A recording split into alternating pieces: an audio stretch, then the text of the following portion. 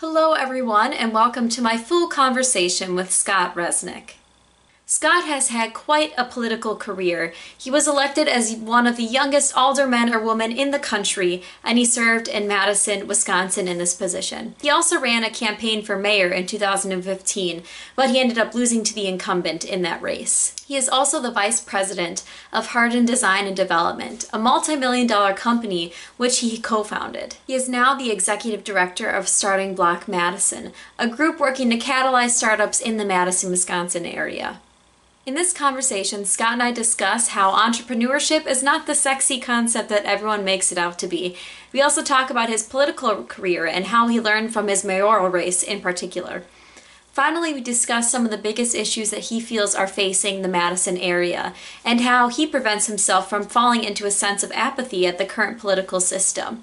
Please enjoy my conversation with Scott Resnick. Talk a little bit about sort of the journey to finding this current company, Hardin Development Design, and sort of like the struggles that you had along the way. That's a pretty loaded question. Yeah, yeah. So when you start a company, now we're almost 10 years old, you go through so many different trials and tribulations. Mm-hmm. We've seen everything from high growth years to trying to figure out how to make your next payroll. Each one comes with its own challenges. There was something that was a particularly scary moment 7 years ago where we had essentially a $12,000 payroll and about $8,000 in the bank account trying to figure out how do we keep this whole thing afloat. Many years later, we've obviously matured in my co-founder and myself, and also what our business model is, and now we are happy to say we've had 27% growth year over year. Yeah. So for our company, that's quite successful. How do you deal with those moments where you're thinking, we might not make it, this might not survive? Did you ever have a moment where you lost faith? Losing faith, I mean, you have to ask yourself, what's the worst that could happen? So like literally right now, what is the worst thing that could happen to you? Yeah. And you start to answer that as saying like, well, I'm in decent health, I have a college degree, you know, any of the other luxuries, and at that time we didn't have any luxuries, so it was really easy to fail quickly, but to say like, all right, so if all of this was gone, what would happen tomorrow? And that sort of allows you to sleep at night. But the story of being an entrepreneur, you know, you get this side to it of entrepreneurship that it's this sexy concept. You know, you see the movie like The Social Network, and you're like, oh, what is entrepreneurship? Well, it's a little bit of cocaine and getting to stay up all night with friends and like partying out in the valley. And the reality is it's nothing like that. Like most entrepreneurship, it does not involve cocaine. Yeah, I'm surprised. Yeah, I know. But it does involve, you know, very diligent individuals giving a lot of their time, their energy, putting their entire capacity behind an idea or concept. And the reality is many of them fail. Yeah. And even the more difficult side of it, you can have CEOs that you look at that you'll think are even having success in their own life or in their own business in reality. Whether it's dealing, you know, at every single stage of a company that you have different issues that you're dealing with. Whether it's a growth stage, whether it's finding capital, once you have capital, trying to appease investors, once you have the investors piece, trying to grow and sustain a business, there's always different levels of struggles. Yeah. And how do you think, if you're coming out of college, how do you approach taking these risks? Because I think there's such an allure to going to the safe job when you're in a lot of debt, you have minimal experience. How did you take that leap? Well, one, on the experience front, we just said, look, we're going to do it. Yeah. So whether it was our first company, we were negotiating with NBC, trying to get the content for the show Scrubs. Yeah. And if you were to go through that entire process to say, who were a bunch of 19-year-olds to say that they could, you know, even negotiate with, you know, a company like NBC, even now, that what it has built is a certain amount of confidence, and you do start to learn on the spot of how do you work and operate with these larger institutions. You know, it's following a couple pieces of advice, and really that it goes down to is having a group of mentors around you, a group of resources that you can call upon, and learning from others that are, you know, around you in the ecosystem. Now, we didn't have that when we started out, but we have been working and paying it forward now, after having a success 10 years later. Yeah, because do you feel like people, accomplished businessmen and women, do you think that they pretty readily take chances on young people, just graduating college who don't have that experience, or do you think that that's sort of a case-by-case thing? It all depends on, what it means by chance. Yeah. So many folks who have success in business is because they've been very, very conservative and prudent with their resources. So that means at times they are less likely to take those certain risks. But I know my general philosophy it is just look for talent. Mm-hmm. If they are sharp, if they're dedicated, if they're willing, you're not only going to find a pathway forward, you're going to find a team to grow around. And also, it takes years sometimes to develop or hone in particular skills. I just recently was meeting with a student from UW and said, out of college, they're really looking for the title of vice president of a company. And I was sitting across from, I don't say it in a condescending way, but a kid to say, there's nothing mature in the statement that you're making right now. These are companies, you're talking about a Fortune 500 company. I doubt they're looking for a 22-year-old to step in and be the next senior vice president. Yeah. So it's keeping some realistic expectations. It's building a network around you, whether it's friendship circles, whether it's who you want to interact with, because eventually someone is going to introduce you to that employment opportunity that you're looking for. So it's how do you keep networks readily available? Yeah. And you guys seem to be very creative here just in terms of your office environment. So you correct me if I'm wrong, but do you have a ping pong table and an office keg here? We have a ping pong table. Yes. We have a keg. I believe it's something from Nuclearis that's on tap right now. It's a blonde ale. We have a pool table. We have probably every video game unit that you can imagine. Because the goal is to create an environment where everybody wants to come to work. Okay. So we have a very much a work hard, play hard mentality. We do have deadlines. We have customers to satisfy. But when we created the company, we wanted to create an ecosystem where literally everybody enjoyed what they were doing. And I think that was one of our driving principles, to create Hardin Design and Development, and eventually the company that you're in, the offices you're in right now. Yeah. Well, the view of the lake isn't bad. Which is lovely, yeah. Well, do you think, why don't more companies do this? Do you think the productivity suffers? Is it sort of just a new mentality surrounding... It all goes down to your bottom line and what values you hold dear. Okay. It's the same reason why issues like living wages and other pieces are critical. The reality is, living in Madison, if you don't make $15 an hour, it's very much a struggle to keep day-to-day make ends meet. Provide housing, and if you do have a family, provide a sustainable job. We took certain values to say every single employee, when they're 22 years old to as old as our oldest employee, everyone deserves to have health insurance that the company pays for 100%. Okay. Everybody deserves to have an IRA and a savings to look back on, because if you're saving from the time you're 22 to the time you're going to retire, that's going to make you, I think, more financially sound. Yeah. These are principles that not every company needs to subscribe by, but we truly believe it's important, and it allows us to recruit the best talent. And where do you see your business moving forward? That's another loaded question. But it's a loaded question, but when you talk about where you're taking a business, you need to have an objective at the end of the day.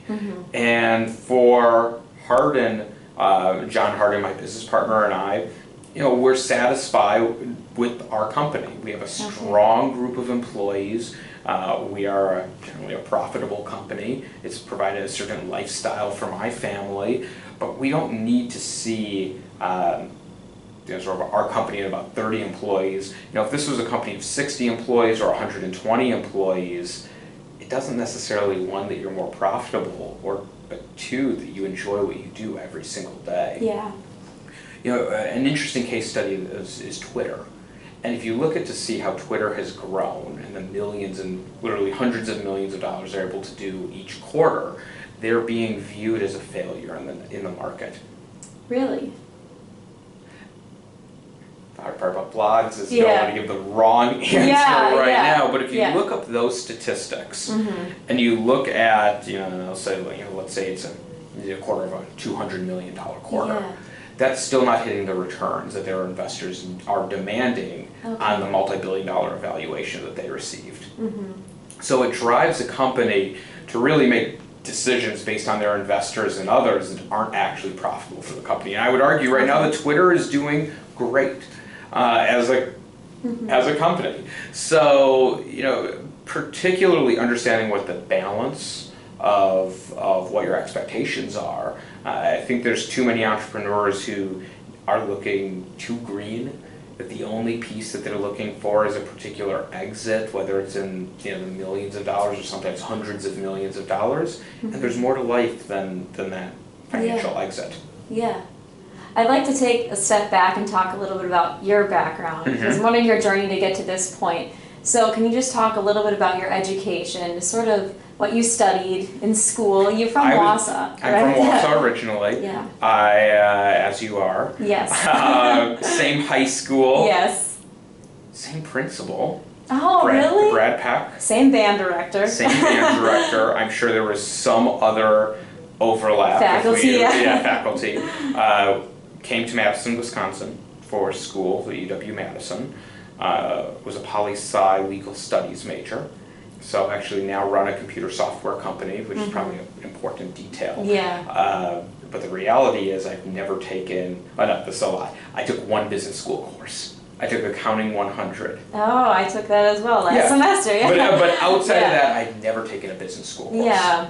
Yet decided to go into entrepreneurship, create a business, and according to a lot of folks, a successful business at that.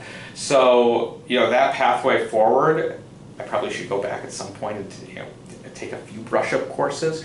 But just because you have a particular major, just because you have a particular skill set, it doesn't mean that that's where you're destined to go to.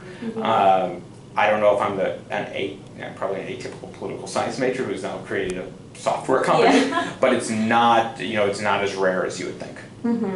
And did you ever encounter these moments of very stereotypical millennial angst where you didn't know what to do, where you really just had no direction? How did you deal with that coming out of school? I would argue with you that it's not millennial.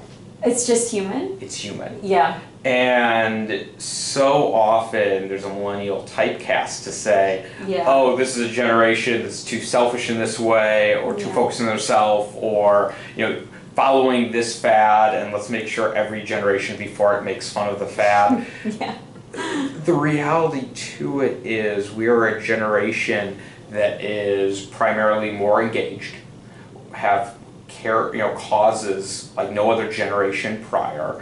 We grew up with recycling as something that's in our nomenclature of something of course you recycle.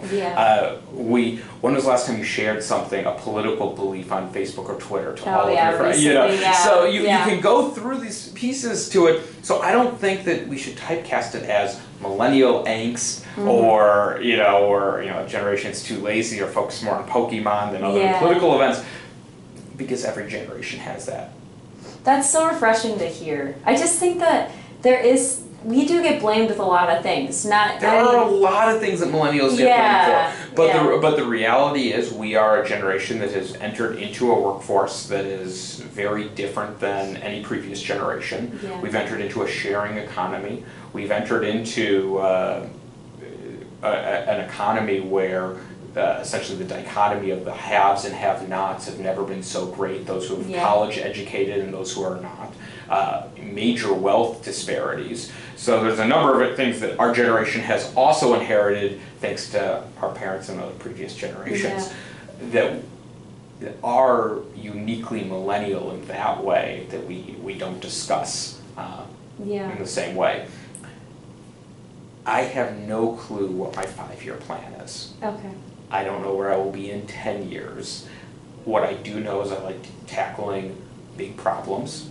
I know that's something that I like to achieve. I get really bored with folks who just want to talk about a problem instead of actually tackling it. So there are different pieces that you learn about yourself, but that direction of where you're going, it's, you know, it's the understanding that you may never exactly figure that out. Yeah, yeah. Do you think well, what do you think is the importance of figuring that out? Do you think is it just having the determination to go towards your immediate goal? I think it's partly embracing an unknown. Yeah. And not necessarily, and you know, I would say embracing an unknown and essentially just keeping an open mind to what opportunities are available. The number of times where I will have someone who will want to meet with me to say, I have a brilliant idea and I want to become an entrepreneur. And I'll say, like 9 out of 10 times, it's an awful idea. It's not the right, but what's the really, I'll tell you the worst idea that was recently pitched to me. Okay. So we can do some reverse role play. Yeah, yeah. So I have an idea. So have you ever had the desire to have a hot dog Oh, God. at 2 in the morning? Every day. So now I have the idea to become the Uber of hot dog delivery. Just hot dogs? Just hot dogs. Okay. We'll have a rotating hot dog stand that can plug into cars. Like Oh my the God. cigarette lighter, like think of like Quick Trip. Yeah. Stick that in the back seat. Like a rotisserie thing for hot and dogs. just drive around the city delivering hot dogs. Okay. Yeah. Looking for about $400,000 in seed funding for this. Oh my gosh. Okay. So I hear a lot of different pitches. Yeah.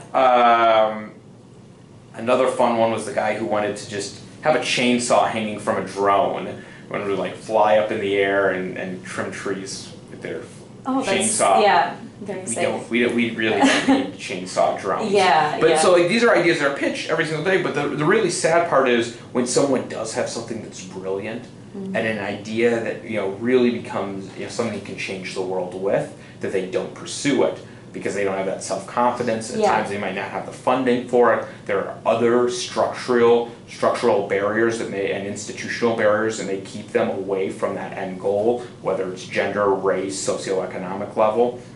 So I would say follow big ideas and take risks, because if you do it when you're young, it's the one opportunity that you may have. Yeah. The other piece I would say, and I think this is one of the if you look at how our generation could be different, it's about tackling problems that actually matter. So if you pitched me today that you have an idea for a new cupcake application, on-delivery cupcake service, because we always need to be the Uber of something. Yeah. It might be a profitable idea. You might be able to get investment money. You may be able to have an exit that's in the millions of dollars. However, have you really changed the world because now you can deliver cupcakes that much faster? And I think the one piece I would always say is try to tackle big issues that really do matter. If you're working on a community project, is it great that you might be able to put up a rock climbing wall in the center square? That's phenomenal, but if you'd addressed issues like homelessness or food security or transportation or race and equity issues, strive for issues that are bigger than yourself. Yeah. So when you have these big things that you want to address, how do you fight, or how do you deal with sometimes the reality of them not happening? So I'm thinking in a political realm, even just in in designs, is there ever a frustration or an apathy that you have? Oh, absolutely. So, I mean, also in my background, I was one of the youngest elected leaders in the nation. I was a member of the city council in the city of Madison for 2 terms, then ran for mayor, made it through the primary, I'm currently not the mayor. So, sad, I know. But fast forward through all that, certainly. There were issues that I tackled and victories that I did not win. Body cameras on police officers. Yeah. And this was an issue that I was able to bring along the police union with, able to find the funding to make it happen, and unfortunately couldn't get the political will of my colleagues. Yeah. I've taken on issues of housing, and particularly landlord relations between students and landlords around the Madison area. I have just as many losses on my record as positive pieces as wins, but it's been trying to think of bigger ideas that do change the world, and hopefully that inspires policy and sets the agenda. The one thing that I was really proud of that still haven't been able to roll out yet, but was the idea of crossing the digital divide. And this is one area that is almost entirely demographically based when you start to say the value of it based on your age. So when did you first get the internet? Oh gosh, I can't remember a time when I didn't have it. I think think probably around, I think like second grade is when I think right around like very early elementary school. So if you still look at this in the city of Madison, 17% of the students in the Madison school district don't have access to internet. Really? So that's surprising. So when you think of those who are on free and reduced lunch, those households that are trying to figure out how to put a shelter over their heads or simply feed their families, let alone how do you pay for internet access? It's more likely they'll be on a cell phone versus a computer. But in this day and age, if you don't have internet access, how would you compete in a college classroom? Let alone get to college or turn your homework in online. So, I mean, that became a driving force. And I do know that if you're under the age of 30, you can certainly, there's a certain value to that versus over the age of 30. But trying to say, how do we wire up, or how do we, well, it's not really wire up, but how do we provide internet access to the entire community so every student on free and reduced lunch has access to a computer, has access to the internet, and education on how to use those devices. So that became a rallying cry. So there are things that you can take on. If anything, and this is maybe just our political environment or just the world that we're growing up in, there is a thirst for young leaders. And if you go into the concept of saying, look, I don't know everything, but I want to be a leader that impacts the world, you will find your place in society. Now, there are certain folks who want to be leaders that shouldn't be leaders, and that's a different issue. But very much so, if you have a big idea, you will usually find a support network that will support you. I'd like to talk to you a little bit more about what you think is the role of a leader, because from what I've researched of your mayoral campaign, it was a vision for a very collaborative leadership. So it wasn't just you, it was, engaging in discussions with lots of different people and sort of combining all these ideas. Do you think, what is your role then in that sort of government or that system? So I've taken on a number of big projects, and I've never done it alone.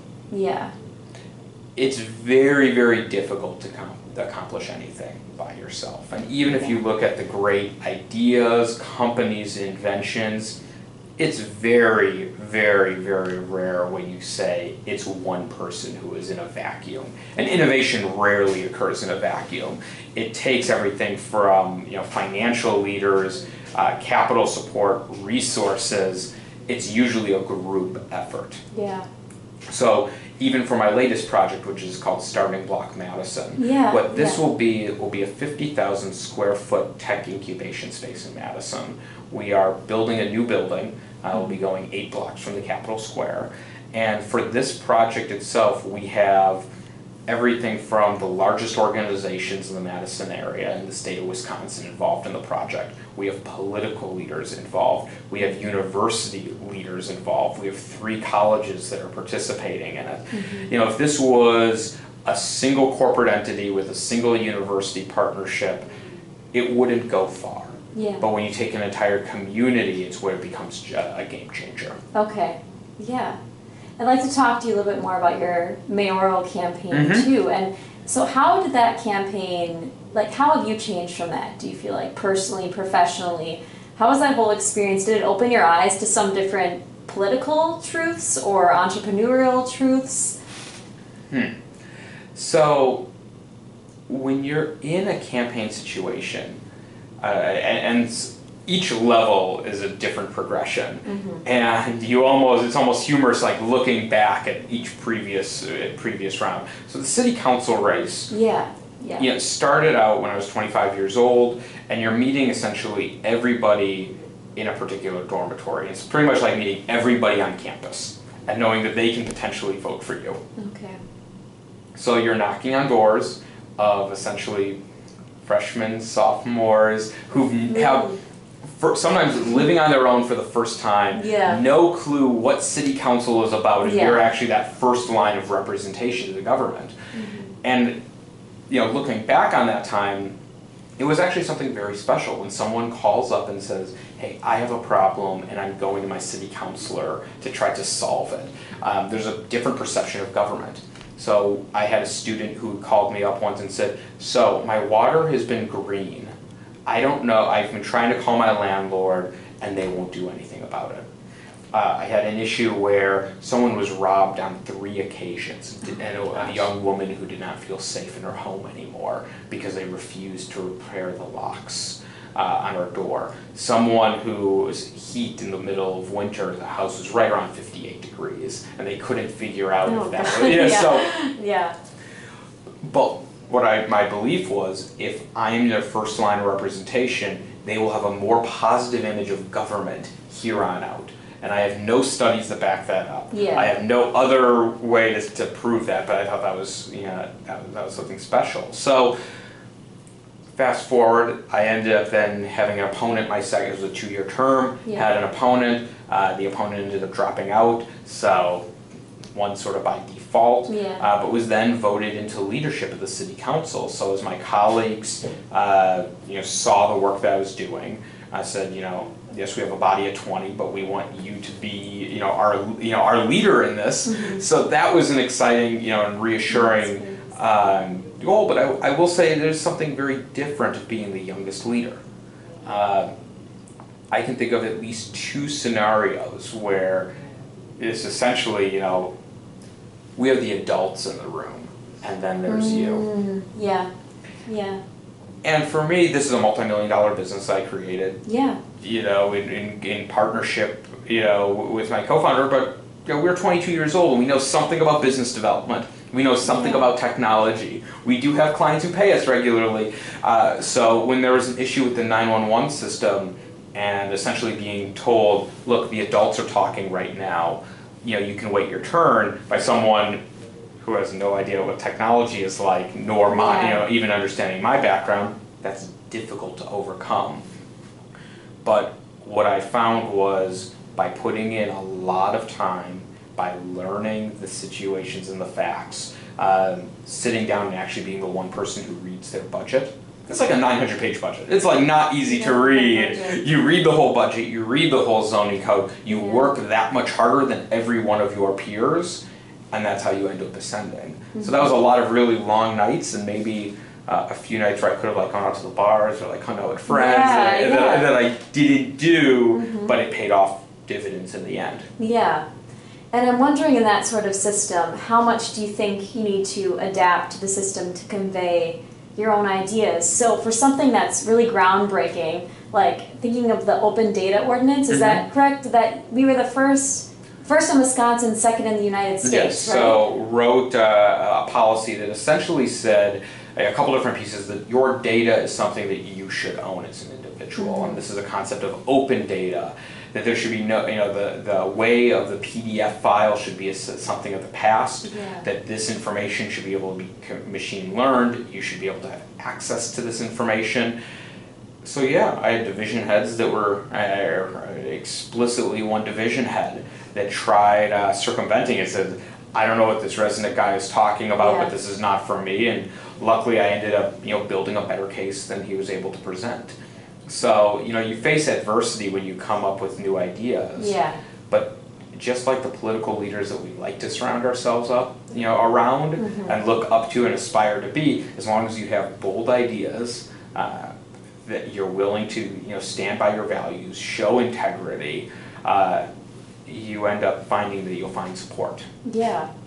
What do you think? Obviously, technology is a big part of your political mission, but what do you think are the biggest issues facing Madison politics moving forward?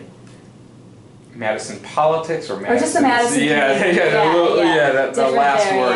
word. So the race and equity divide that we have in our community, it is stark. And this is, that dream, and depending on where you talk about what the American dream is, having upward social mobility is critical to it.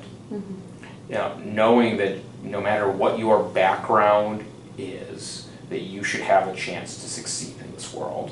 No matter who your parents were, no matter what their wealth level was, that you have a chance to have, have home ownership if that's your desire, to live a safe life, to have the right health and well-being that, allows you to be prosperous and happy in this world. And unfortunately, when we start to fail our kids even at the earliest level, and this is sometimes everything from early childhood initiatives to early education, to what kind of elementary school they're raised in, middle school and high school, I think we're really letting down future generations. Education is one of those solve-all be-alls. You can aspire to have a better lifestyle through education. Okay. But when we neglect our schools and neglect those resources, it's very difficult. Okay. There are other critical issues. Having affordable housing, making sure that everybody has a roof over their heads becomes important. Making sure there's health and well-being, so those who have mental illness are able to find treatment. Transportation also becomes a critical component, so that we have open networks. So if you do find a job, you're able to get to that job. Mm-hmm. So there are so many different pieces to tackle, but it really comes back to how have we built our infrastructure to have a successful community. After you get that basic need taken care of, there are things of making Madison a global city. Yeah. And how do we tie in, not only to Chicago, but Silicon Valley, and really the rest of the world.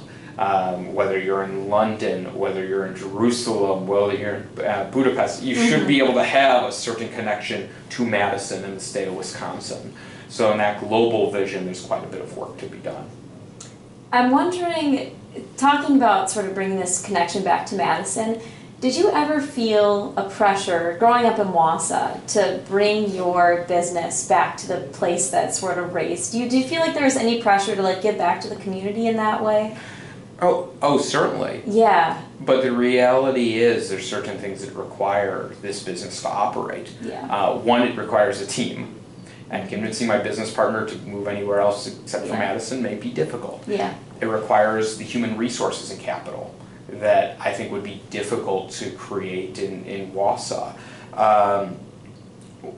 Not that these can't be accomplished, but in terms of economic development, there's so many different facets. We're coming out of a mentality for the last 20 years that it was tax credits and business incentives, and that's going to get you to move a company into a much more entrepreneurial way to say, let's just grow our own here. One reflection on that was we had a company in Austin that was looking for assistance to be a particular, very highly detailed product that they could only really sell in a few locations, and Madison actually had 14 potential customers for this company. Oh, okay. And they ended up getting introductions, and they ended up making several sales. We had some economic development folks who thought, well, right, let's go get the tax credits and move them from Austin to Wisconsin. Yeah. And I said, no, that's not how you do business.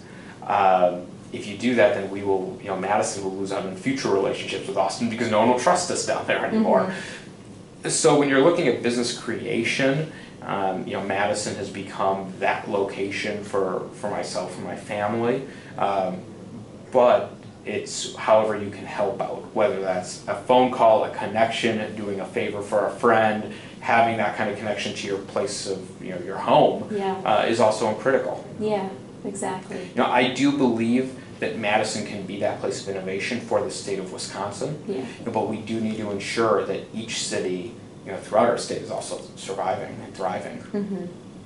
Do you have? This is another loaded question. Yeah. We've talked a lot about. Those. Yeah, we talked a lot about success in a political realm, business realm, personal realm. Do you have a personal definition of success that you've sort of refined throughout the years, or is it always changing? You talk about impacting the world positively. Is that attainable personally? How do you sort of define it? That's a good question. I mean, personally, it's being reflective to say, like, we only have so many days that we're on this earth. Yeah. Like, however I really look at it, I've now burned through like a third of those days. Yeah. It's really sad, but you've burned through like a quarter of yours. Yeah. It's crazy. So if we only have a very limited amount of time, how do we have an impactful, make every single day impactful? Mm-hmm. Now, what I've learned is you also can burn yourself out that way really quickly. Like you do need balance, which I'm trying to strive for. I mean, I personally come from a philosophy and hope not everybody goes down this road, but work-life balance is almost a joke. Okay. There's no such thing. There's always pressures, but it's when you do decide to relax. How do you make sure that you're actually recharging yourself? How do you make sure it's actually therapeutic? How do you make sure that you're not sitting there like, yes, it is 2 a.m, but I'm not answering emails. Yeah. So there are different life lessons there. At some point I will reflect on those, but I've been too busy trying to do other things to have an articulate answer. I think that's really refreshing to hear you say that. I think that's the work-life balance part, because I think some people who are successful, I mean, I'm sure some people have attained it, but there's this illusion of like, you can have a little bit of everything. But I think that almost at a point something has to suffer if you're really good at one thing. The problem also becomes, and this is why socioeconomics really matter, those individuals who have said, well, I've reached this work-life balance, it's because I don't have to work. Yeah. Or say something, and it becomes a particular myth at times where we're striving to something that we may not be able to personally obtain. Mm-hmm. I reflect on this person who said, look, they try to make sure that they have at least 3 hours of yoga in their day, every single day. Wow. And they may have obtained a certain work-life balance, and they're probably, they're probably well connected, into a spiritual well-being. Yeah. But that's something that I couldn't do right now, even in my own life, because we have too much. What have I lost in that process? So it's always good to keep things in perspective of who our role models are and what they're striving for. Yeah, and I have one final question for you. Do you think? I'm just thinking about young people, more specifically in a political realm, who are feeling apathetic or feeling like their voices aren't being heard. Do you feel that it's necessary to have a younger leader in a position of power to recognize those concerns, or do you think it's sort of like a institutional thing that's keeping these people feeling like they're not being listened to? I have seen old leaders and young leaders alike being able to both connect with a millennial generation and also those who have completely lost it. Yeah. So I don't think age is really the defining factor. It's a certain, though, collaborative mentality. Yeah. And I think that's what I would go back to say, all right, why should someone who is 21, 22 years old have a place at the table? Why does their voice matter? Why is someone who's 16 should also be listened to, or even younger than that? We have a spot in our political ecosystem that we've created that is so polarizing, that things like money that influence politics have become an overarching principle. That we've run so far to the right and to the left that you need to be so extreme on both sides, and because of that, we've probably lost out on other issues. And in a theoretical sense, I can sort of think through ways to improve upon that. That I think millennials may be more receptive to. Make voting mandatory and see what issues get brought up to the forefront. Or not that you have to vote for any of the candidates, but just say you say. There are other forms of voting, whether it's ranked in preferential order of candidates, open primaries. Making our political system less polarized and less based on essentially money, I think would do wonders for that addressing those issues of apathy. Yeah. Because, like I said earlier, we're still engaged in politics. Whether it's sharing our thoughts, sharing, stories of redemption, sharing our feelings and emotions. So I don't think that has been lost on our society, but there's certainly a disconnect between those leaders who are now representing us. Yeah. And that doesn't matter if you're Democrat or Republican. I think many are, facing up to that right now. Recognizing that gray area, that it's not so black and white. I feel like that should be an easy thing to do, but it just seems so difficult to do with the system. Yeah, some of the more amazing things that I've realized when I've served is there was an alder, I was just saying a city council person, an alder person who, when I entered office, I was told was going to be a radical. It was someone that you'll never work with because she happens to be so far to the left. And, myself, I'm closer to a moderate, myself. And it turned out that person who was so far to the left and radical turned out to be my best friend on council and probably one of my closest allies. And not because we always voted together, we actually probably voted apart more often than not, but became a good friend. And even when we would vote on opposite sides, we would always, whether it's walking back or over the phone, we would sit down and chat about hey, so why did you vote against that project? Why did you vote for this? And it was those conversations, or when things got really polarizing and really heated, all right, it's time to go hit the bar. I'll go grab a beer. She would go grab a glass of wine. Yeah. And it was those relationships that if we had more of, there are many Republicans that I get along, and I'm a Democrat, but there are many Republicans that I get along well with. There's also some Democrats where I'm like, wow, you are, losing the bigger picture of making society a better place. Yeah. And I think those are the ones that, I think those are the actors in the political system that turn everybody off. Yeah, it just seems like failing to view other people as human beings at the end of the day. It sounds so simple, but just that keeps that empathy and connection. When we try to politicize issues for no other point but to take sides, and you can see this when particularly an issues become politicized and 24 hours later you see the fundraising email, those are the issues that I think most folks just simply get frustrated with. Yeah. And unfortunately, both parties are at fault. Mm-hmm. Thank you very much for watching. As always, I will post my Conversationalist links down below, including social media, my website, and the podcast associated with this conversation.